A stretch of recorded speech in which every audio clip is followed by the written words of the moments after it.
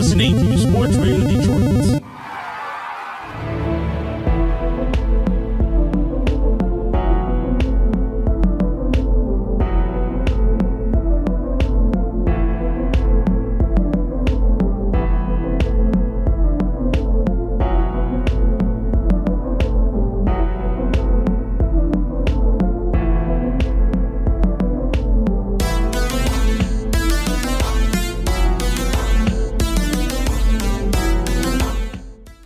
Welcome to Grave Discussions. I'm your host, Barnabas. And I am your co-host, Samael. Welcome to episode 86, A Present from Billy. That's right, Billy is back, and who wouldn't want to get a present from him? It's probably in a plastic bag. Oh. I think. So a little inconsiderate, but, you know, that's just the kind of guy he is. And of course, we're going to be talking about Billy from Black Christmas, but we've already talked about the original Black Christmas in a prior episode 41. You guys can go check that out. But today we're going to be talking about the controversial, and some people think ill-conceived, 2006 remake in anticipation for the new Black Christmas film coming out, actually probably this weekend as you're hearing it. So that's going to be an interesting discussion. Yeah, and I don't know, I guess Blumhouse wanted to capitalize on the holiday season with, you know, taking it back again, and I don't know how this one's going to fare in the box office. Yeah, I don't know. We'll talk about all that stuff and more, of course, because, you know, the remake did not have the best box office performance, but that's for a little bit later in our main discussion. We do, as always, have to start out with giving a shout out to Sports Radio Detroit, our gracious host network, and you can find them on Twitter, Instagram, and Facebook. Just look up Sports Radio Detroit, SRD, Sports Radio Detroit, and you can check them on sportsradiodetroit.com. Exactly, guys. And if you do check out the website, you can also check out a special tab with a pretty cool promotion going on with Fanatics. It's Detroit branded sports merchandise. So if you're into that, if you're a fan or whatever, even in these dire times, you can go check that out. It helps SRD out a little bit. So we're going to move on to our first segment of the episode, where we'll be talking about all of the horror news going on. So what's been going on since last week, Sam? There's some cool articles here. This first one's pretty exciting. First one's pretty cool. They're remaking Resident Evil 3 Nemesis. They changed up some of the characters. They made them look a little bit more badass, and it's scheduled for, I think, an April 2020 release. Yeah, so they did slightly alter, or I guess modify, the character profiles of Jill and Carlos and Nemesis, actually, now with added nose. It says some people aren't like super, confident in the Nemesis rework. I think he still looks pretty cool. You know, I mean, it was an old ass game anyway, the original, so hard to make him look super scary. The only scary part was him on the fucking box art or whatever. Yeah, honestly. But no, this is cool. I'm actually playing through the Resident Evil 2 remake right now. Oh, you're still on that? I'm on. So I beat Leon's story in like 2 or 3 days, I think. That's all I did. I just did Leon's. I didn't do Claire's yet. I was saving it for the winter time because, you know, going to be cooped up indoors. Yeah. I mean, it is a little bit different, but you do hit like some of the same settings and stuff like that. But there is a little bit of a different story to her. So I do want to just experience that before I move on to something else. But it's a cool game. Fans have been wanting Resident Evil 3 remake now, ever since that game basically came out. Because Nemesis is probably like I guess I would say the biggest like Resident Evil, zombie or monster in pop culture. Remakes are all the rage now, whether it be games, movies. For games, I think it's fair. I think it makes sense because, obviously back then you would play, you're like, wow, this is fucking amazing. Yeah. And now you go back and it's not the same at all. I mean, game technology has advanced like to a crazy degree. So, I mean, to see like what they could do with the Resident Evil 2 remake, I'm down for it. I'm down to fight Nemesis. I mean, I'm gonna buy it anyway. I mean, I've actually never played it. Really? Like the original, so. Oh shit. Yeah. I was unfortunately like not able to play the Resident Evil or even like the Silent Hill franchise and stuff when I was a kid. I think I was just too scared. Or I played Silent Hill. It honestly, I think it still holds up. Even though the graphics now are like lackluster, I still think it would hold up if they remade that. Oh yeah, I'm sure. I mean, there was supposed to be in like a new Silent Hill game, but that apparently didn't work out. But pretty excited for Resident Evil 3, and it is also going to be coming with Project Resistance, which is that like weird new Resident Evil game that they teased. It's like a 4-player co-op thing or something like that. I don't know. Shit. But yeah, April 3rd, 2020 is when that's coming out. Now, another future announcement here, something that I think we've both been pretty excited about. This article isn't really like the biggest news, but the new Conjuring film is going to be called The Conjuring, The Devil Made Me Do It. And that's going to be coming out September 11th, 2020. Coincidence? Yeah, I don't know about that. I'm sure that I don't like the title. It was intentional. You don't like the title? I think the title is super corny. I mean, The Conjuring 3 would have just been fine. Because then it's like, oh, The Conjuring 2, Annabelle Comes Home, Annabelle Creation. It's just like with the whole Fast and Furious franchise, just the naming, and then same thing with Final Destination. I think it's just, bro, just stick to numerical, because no one's going to want to like look up in the future, like, hey, what order were these movies in? Let me go on Wikipedia, and like, I don't know, it's just too long of a title. It's like those fucking 70s Giallo movies. Your vice is a locked door and only I have the key. Like, it does get a little bit ridiculous. I think so. Okay, here's the thing. I mean, the devil made me do it part is basically telling you what the story is about. Oh yeah, there's that guy who committed murder and his like defense was like demonic possession or whatever. Yeah. But see, I don't know if that's like a direct quote from the guy or something like that.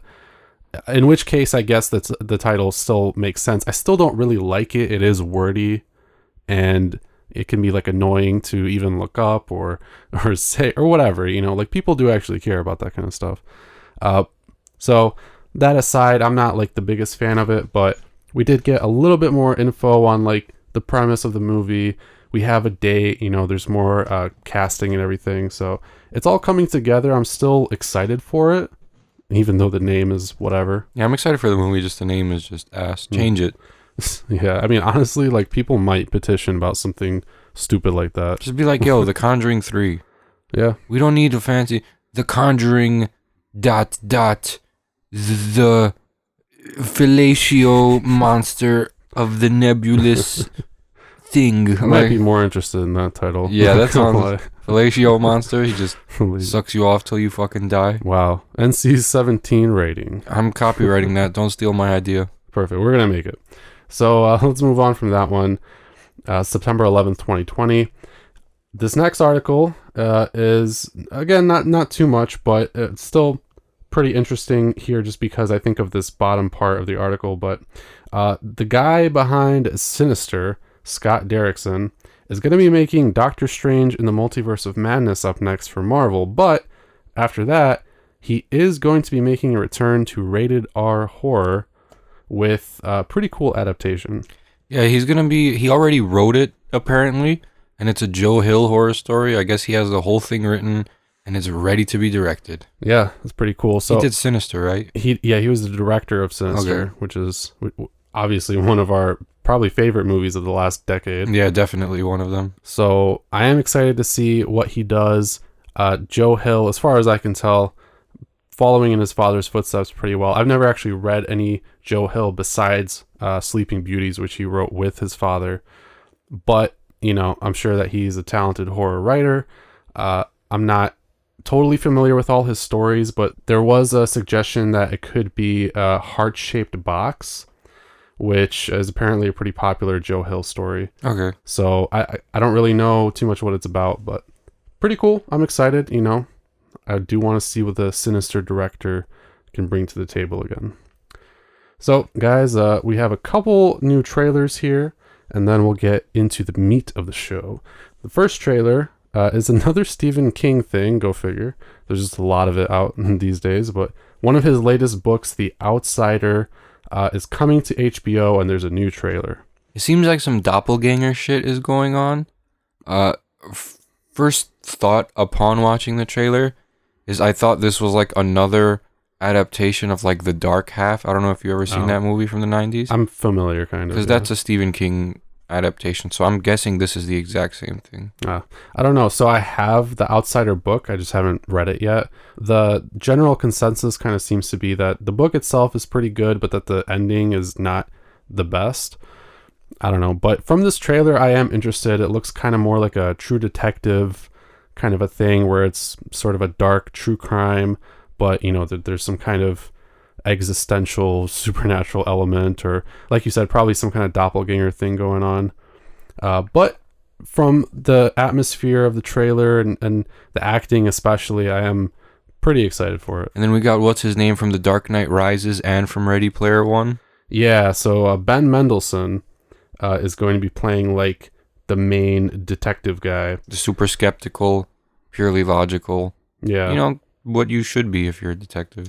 Right, yeah. Ralph Anderson, who is investigating the mutilated body of 11-year-old Frankie Peterson found in the Georgia woods. And then none other than Jason Bateman himself is going to be playing the accused killer, who is apparently in two places at once. So honestly, I think the casting is awesome. I love Ben Mendelsohn. He was also in the recent like Star Wars movies. And We're the Millers, wasn't he?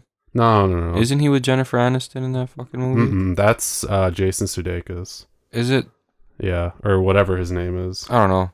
These all like mid-30s white Hollywood dudes look the same to me. I think you're thinking of the wrong person. Jason Bateman is the guy playing the accused killer who was in Arrested Development and a bunch of other stuff. What other shit was Jason Bateman in? Where do I know him from? Horrible Bosses, that's where I know him from. So yeah, I think the caliber of acting in this movie is pretty awesome. Jason Bateman, usually known as like a comedic actor, but recently been doing some more dramatic roles. He was in the Netflix show Ozark, which is kind of like Breaking Bad-ish, and I heard that he's fantastic in that. So yeah, I'm looking forward to this one for sure. I thought he was in The Hangover. Damn, I found out what that thing was called, where you think you remember something, but you don't. The Mandela effect. That's what we were talking about last week. Yep.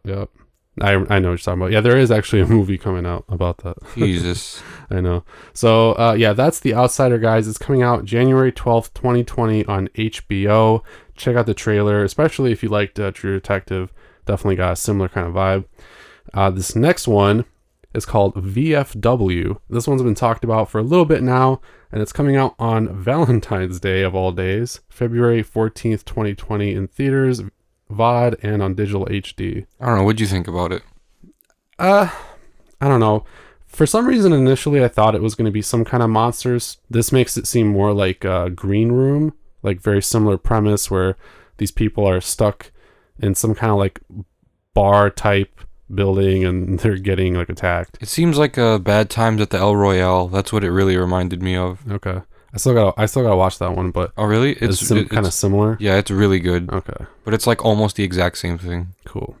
Yeah. So in this movie, basically, a group of veterans are in a bar that I assume they frequent. It's the VFW, so it's like one of those veteran hangout spots, and basically they're attacked by like a group of punks who are into drugs.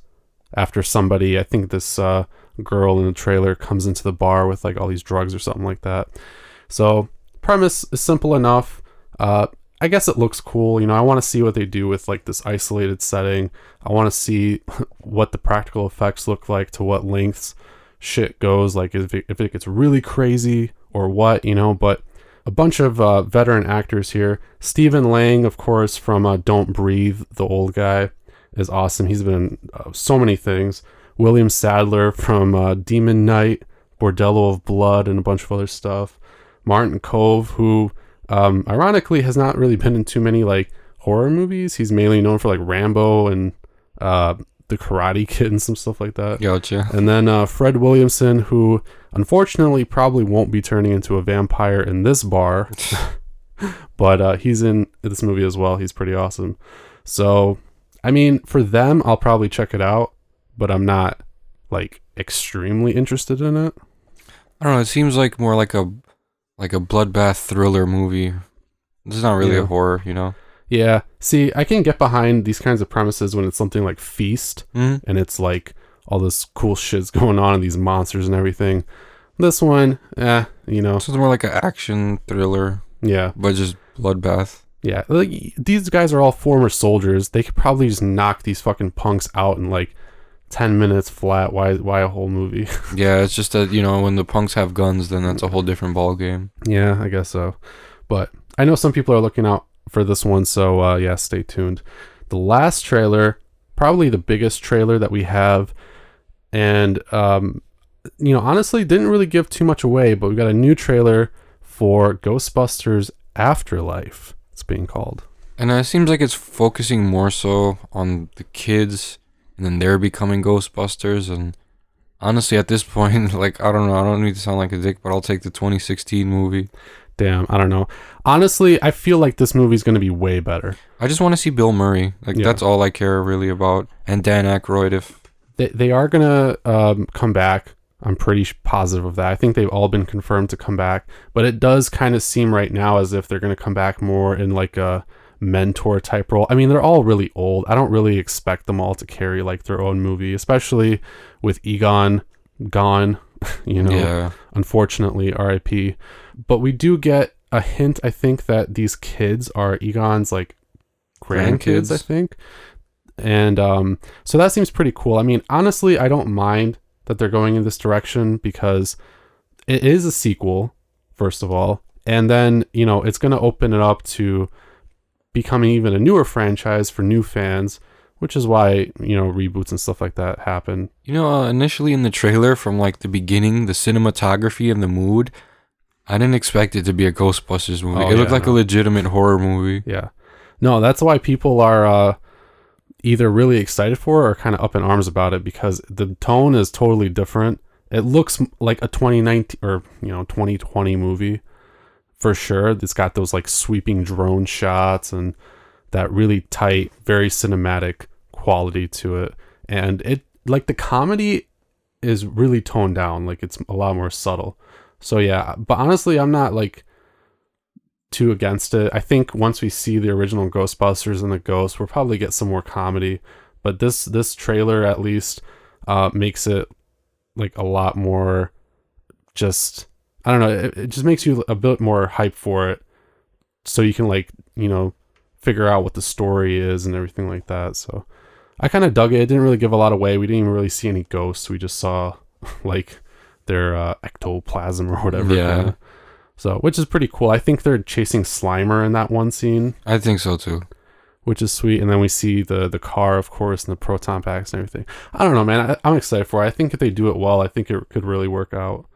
And then there'll probably be a lot more Ghostbusters movies after it too. So I hope so. Yeah. I hope it works out well. Yeah, we'll see. I will say, apparently there's an international trailer that shows quite a bit more than the trailer that we saw. Oh. But I'm trying not to see it because I don't really want to be like too spoiled for it. You know, I don't want to like understand the whole movie upon viewing the trailer. Yeah. So I'm kind of try to keep it close to my chest there. But yeah, Ghostbusters Afterlife is coming out July 10th, 2020, just a few days before our birthdays. Oh. So that'll be a good one to go see. But that's all we have for the news today, guys. We're going to move on to our main discussion here in just a moment. But first, a few words from some other SRD shows. All right, Fred. So the people at Sports Radio Detroit want us to cut a promo for Parsons and Slow. Want them to cut me a check for Parsons and Slow. Well, I've Googled some keywords, and I'm going to put them here in a promo. So here it goes. Ready, Fred? Yeah, analytics away. Parsons and Slow. We have the content consumers crave. Listen to us on iTunes, Spotify, anywhere else that podcasts are available, or we'll kill you. We won't really kill you. Just listen to our podcast, brand new, every Friday on Sports Radio Detroit. Okay, I'm ready to do the promo. Oh, that was it. Do you love pop culture? Discussions about pop culture? Ranking and rating treasured pieces of that shared culture against each other? I do think Flea's a good bass player. He does what he does very well. And like I said, he's like a rock star, you know. He's eccentric. What is so funny? I just didn't know he talked so long about Flea. I didn't know anybody had so many feelings. I do. So many I got feelings. yeah. Music, movies, television, food, sports, pro wrestling. We are the determination of what is over or underrated across all fields of greater cultural consumption. Subscribe and review on Apple Podcasts and Podbean, or visit us at sportsradiodetroit.com. Over Under Fair, your final word in pop cultural relevance. Welcome back, fiends. So in today's episode, as promised, we have a retrospective discussion of Glen Morgan's 2006 remake of Black Christmas. Apparently given blessing by none other than Bob Clark himself, who was friends with Glen Morgan. Oh, really? Fun fact. Yeah, so he was actually, I think he served as like a producer on it, which is interesting. But there is some very divided fan feedback about this film, and generally it's panned.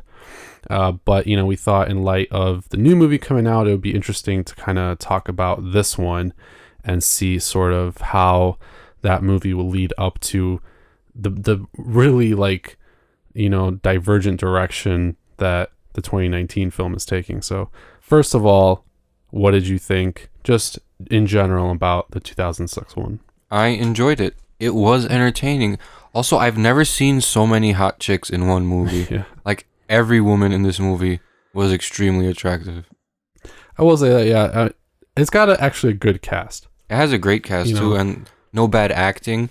It really has that 80s vibe to it, because, dumb bras getting slaughtered, and, the gore factor the gore is great. And it was kind of like Rob Zombie's Halloween in the fact that, it really tried to go back to the original, but, explain everything. Who's Agnes? Why is Billy saying, "It's me, Billy"? What did he do? And, this one I think was, way more exciting than the original, because there's always something going on in the remake.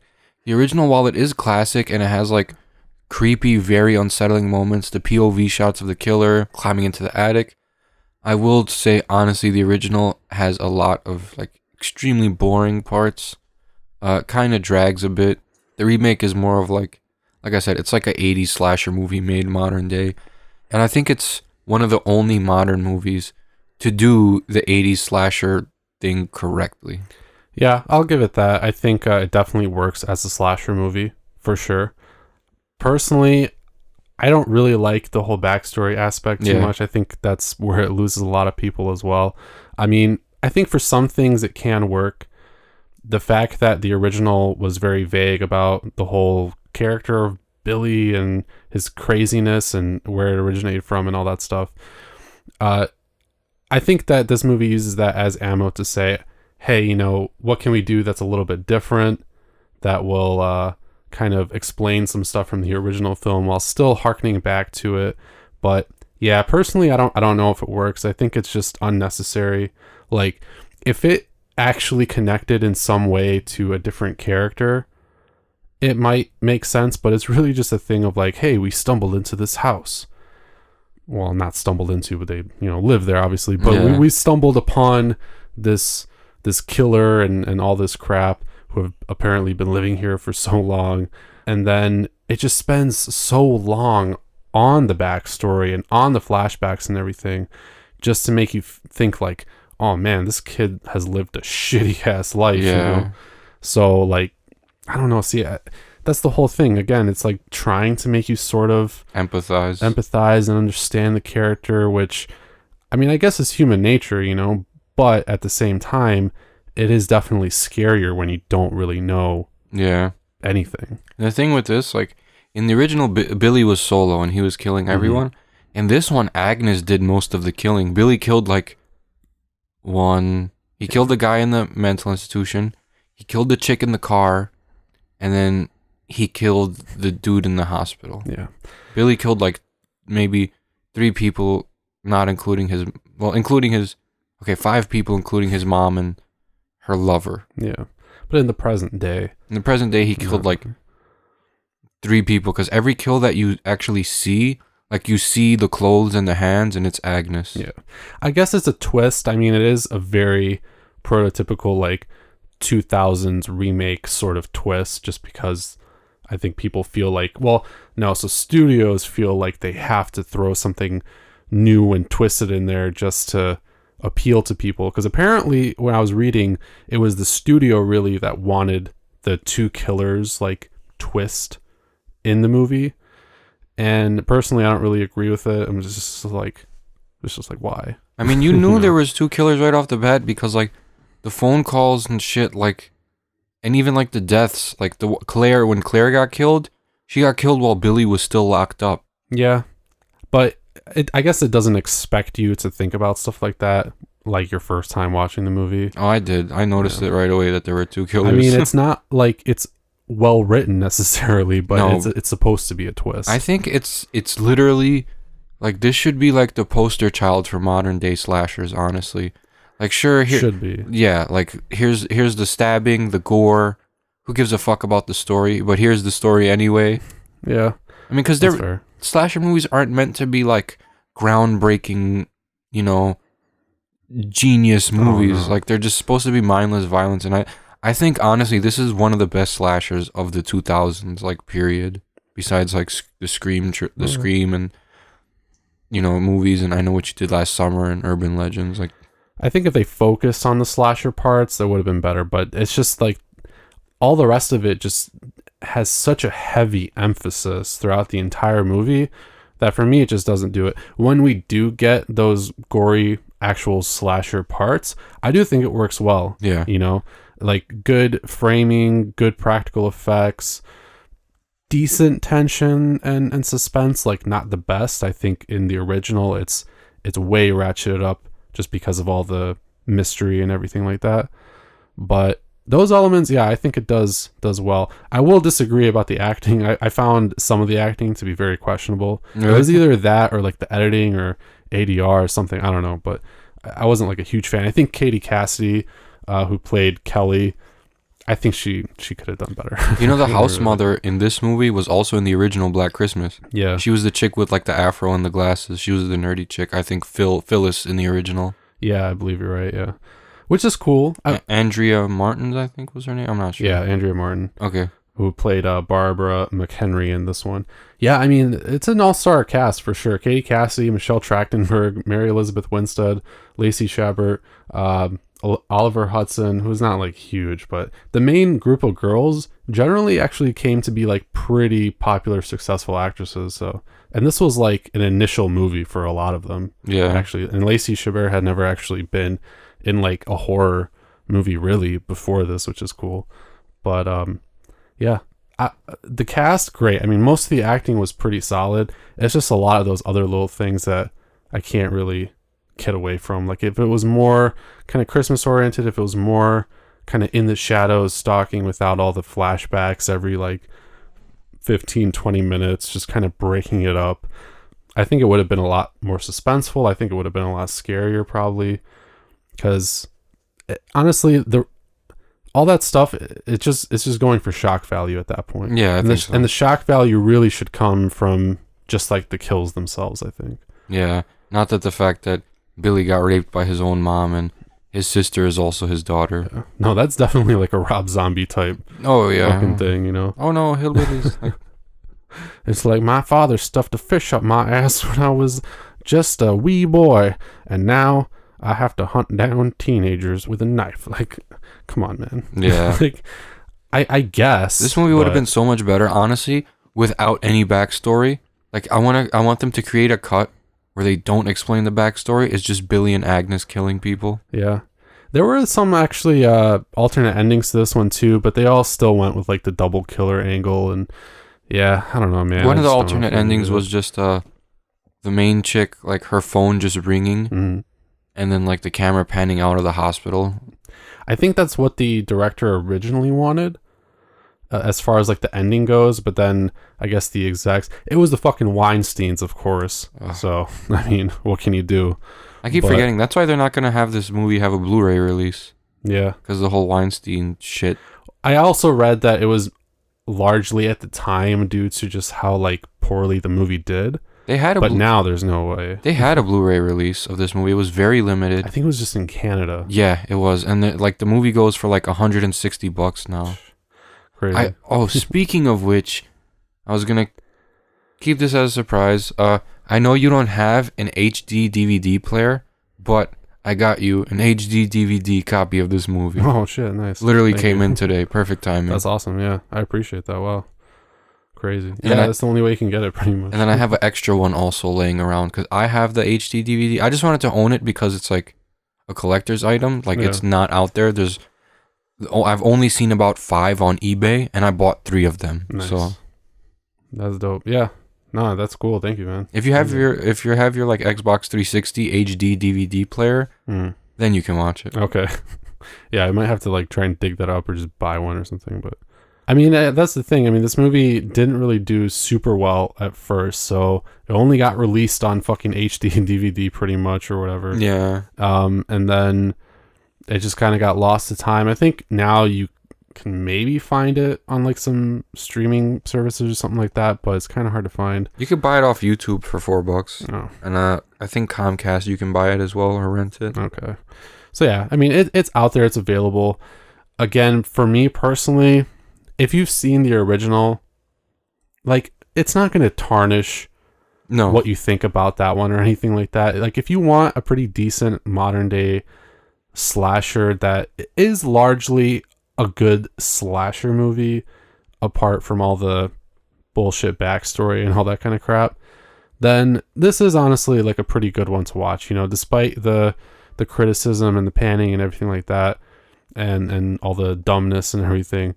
If you just want like good classic gory kills, there's some good ones. I mean, the whole like tree topping with the head thing and taking out the eyes and stuff like that, kind of a precursor to See No Evil. Yeah. Almost a little bit. All that stuff is cool. I agree, and the killers are pretty terrifying in themselves. I mean, it's just 2 quote-unquote normal people who have been through some trauma. What's scarier than a normal person? A person with jaundice. Yeah. That was kind of fucked up. Billy was just yellow as fuck. Yeah. It kind of reminds me of that weird yellow guy in Sin City. Oh, wow, yeah. You know? It's been years. Damn, like, what are they trying to say with people with these kind of conditions? Right, people with conditions are monsters. Don't have I bet this movie was just fucking pre-existing conditions. Sponsored by Big Pharma and shit. Right. If you have pre-existing conditions, we're not giving you health care because you're better off dead, see? Because you're probably going to kill people, see? You're probably a villain. You're a villain in disguise, you're a villain in the making, and you'll always be a villain. Man, all right. Well, now I think of this movie less because it hates disabled people, right? And different people. No, but you know, that's just one of the things I guess it had to do to make the characters stand out, and for you to not to look down on him, but just to like feel bad for him, I guess. I don't know. It's interesting decision making there, I think. But it is, but you know, honestly, if you're into holiday horror, make sure you check this movie out. Mm-hmm. It's definitely on my list. It is a bit more holiday focused in like the kills and stuff like that than I think the original was. I agree. So yeah. There's just way more shit going on in this movie. Yeah. The original has a lot of tension, all of that, but this, if you like enjoy mindless blood and slashers, this is for you. And now that we're nearing the end of the episode, I want to give a quick shout out to 2 of our most dedicated viewers. My friend on Instagram at Meaty Manwich, Brian Carbano. I hope I'm pronouncing your name right. Carbano or Carbano. Thank you for listening to every single episode and interacting with me on every post. And also my friend Woodsy Toast 96, aka Brian Tyler. Thank you both for being our top 2 viewers. And we heavily appreciate you guys, and we hope that you guys love the content that we release week after week. And, you know, hopefully you find us knowledgeable enough to not listen to any other horror podcasts. Hopefully, yeah. I think we put out some good stuff, accurate stuff, good opinions, you know, just quality content. So thank you to both of you guys. That's awesome. For everybody else listening, of course, thank you as well. You guys should definitely, you know, talk to us about horror movies. I mean, that's why we're here. So, you know, we're going to be talking next week about the new Black Christmas. I guess I did want to ask really quick how you think, you know, the 2006 remake in comparison is going to stack up. But obviously they're going to be like such different movies that I'm not even really sure that there is going to be really a comparison to make. I think this new one's just going to be a corny, quote-unquote woke movie. Yeah, I don't know. We'll see exactly. I mean, that is kind of what the marketing is pushing toward, is that it's very much focused on the female empowerment, angle and everything like that. Which is fine if it's not shoved down your throat right there. Yeah, because it's a trope. The female empowerment is a classic trope of slasher movies. You literally don't need it shoved down your throat because it's literally part of the blueprint for horror movies. Yeah. Is the female heroine. It started with Olivia Hussey, then it went on to Jamie Lee Curtis, and then to every other 80s actress. Like, we know women will whoop these piece of shit asses in every movie. Mm-hmm. We don't need it. Like, girls can fight back too. They've been fucking up the antagonists since the beginning of cinema. Yeah. Women have been the heroes of these movies. Nothing has really changed other than the fact that, like, okay, in some slasher movies modern day, they try to make it different and not follow the tropes. This one's just kind of bragging about following the original tropes. Yeah. I don't know, man. We'll see. I mean, I think it's going to be interesting to determine exactly in like what way and how heavy-handed the whole message is going to be. But I do agree with you. I don't know if it's completely necessary. I mean, look at Revenge. That's a movie that I kind of praised last year. It was in my top 10. Was not really upfront with it at all. It had the story. It followed the woman as she suffered this great trauma, and then it was action. Yeah. And it was obviously implied that what these guys did was wrong, that what she was doing was for herself, for women, et cetera, but it wasn't like super pushed on you.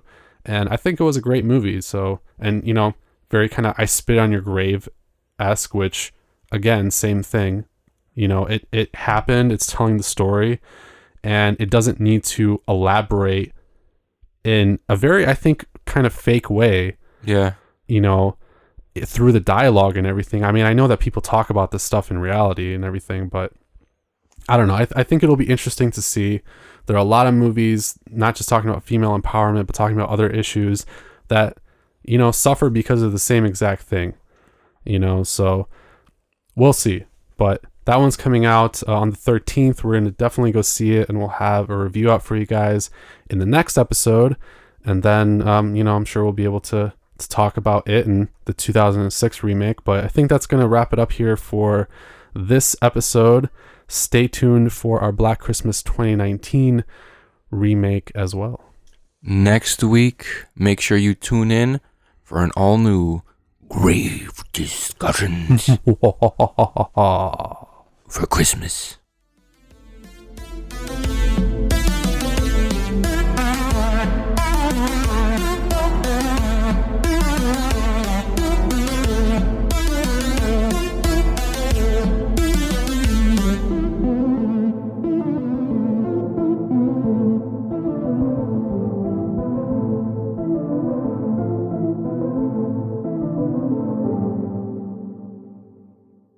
This has been an SRD production.